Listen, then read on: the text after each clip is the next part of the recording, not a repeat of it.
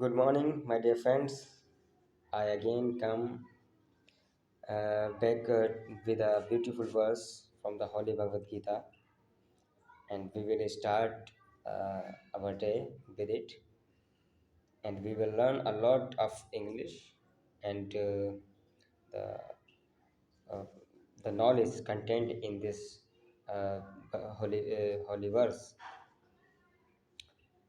So come, let us do this, and here we go.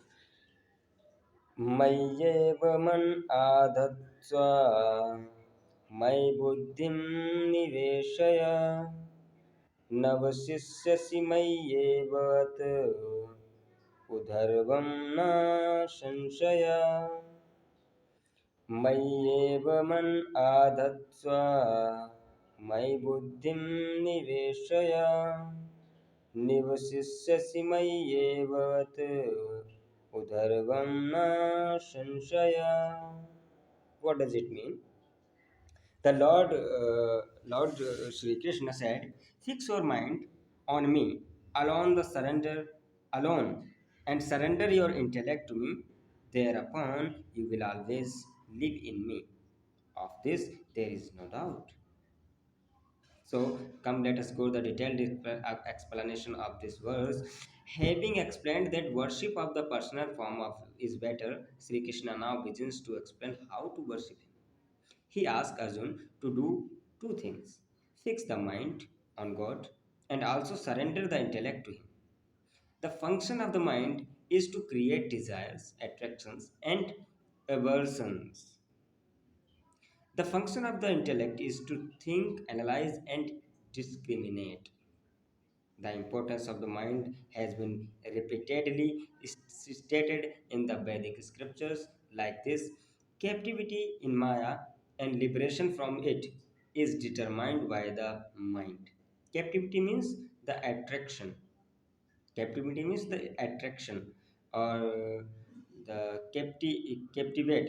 When anything captivate you, it means in enthralls you.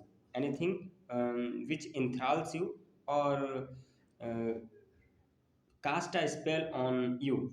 It means the thing is captivating you. So captivity in Maya and liberation from it is determined by the mind. If it is attached to the word, one is in bondage or uh, in the boundaries of something. Is in the bondage. If if the mind is detached from the word, one gets liberated. It means freedom, liberated. Bondage and liberation are decided by the state of mind. Mere physical devotion is not sufficient. Merely physical devotion is not sufficient. Physical devotion means if you are devoted by working hard with your legs and with your hands and with your um, outermost organs, which are physical organs. You are devoted these organs in a work is not sufficient, is not enough. You must indulge your inner and your invisible uh, organs of your uh, body, not your body, of your inner soul. Okay, it is not sufficient. We must absorb the mind in thinking of God. The reason is that without the engagement of the mind, mere sensory activities is of no value. Sensory activity is of no value. For example, we hear a sermon with our ears, but if the mind wanders off, we will not know what was said. The words will fall on the ears, but they will not register anything. They will not register anything or notice anything. Why? This shows that without engaging the mind and in mind, the work of the senses does not count. On the other hand, the mind is such an instrument that in it all the senses reside in the subtle form. Thus, even without the actual sensory activity, the mind experiences the perceptions of sight, smell, taste, touch, and sound. For example, at night, when we sleep, our senses are inactive. Yet, while dreaming, our mind experiences the objects of all the senses.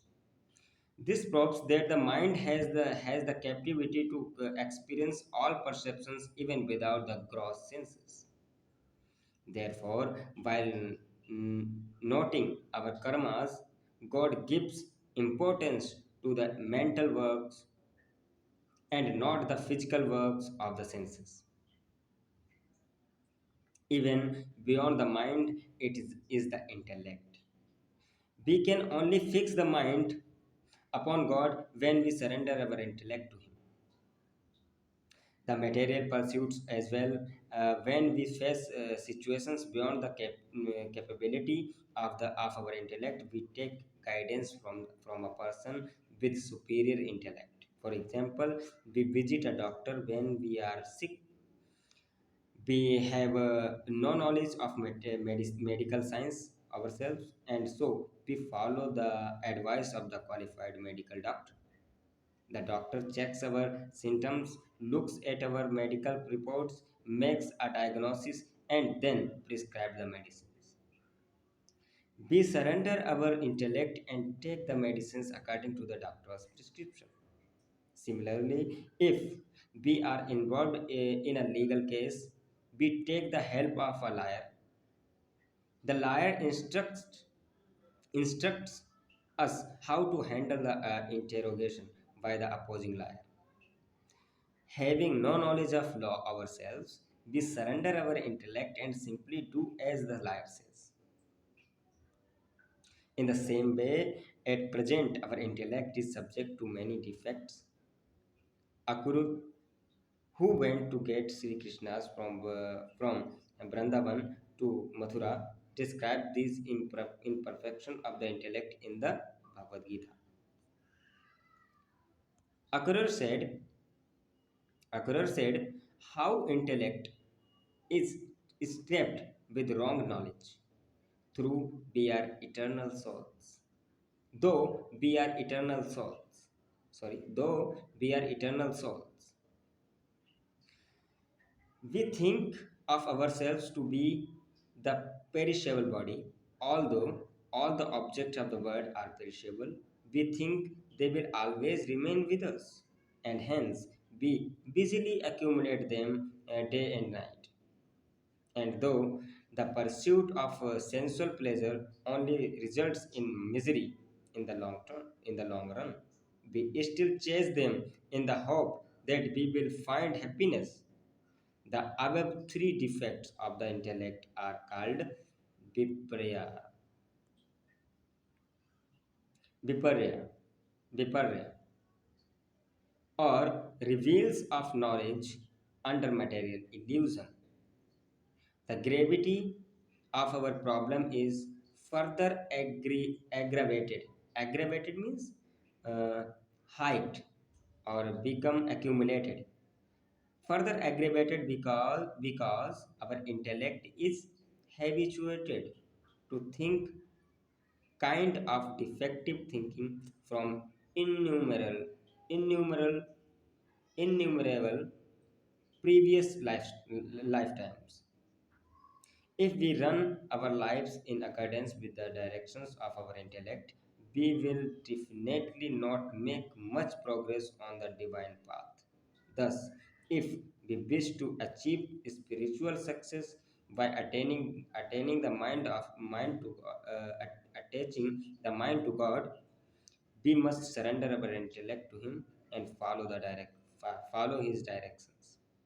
Surrendering the intellect means to think in accordance with the knowledge received from God via the medium of the scriptures, and the bona fide guru. The characteristics of the surrendered intellect are described in verse 18 0.62. So bona fide means to whom you believe a lot. Okay, so bona fide, which is very to whom you can believe blindly. Okay, so bona fide, where fide means the faith, or bona means good, good faith.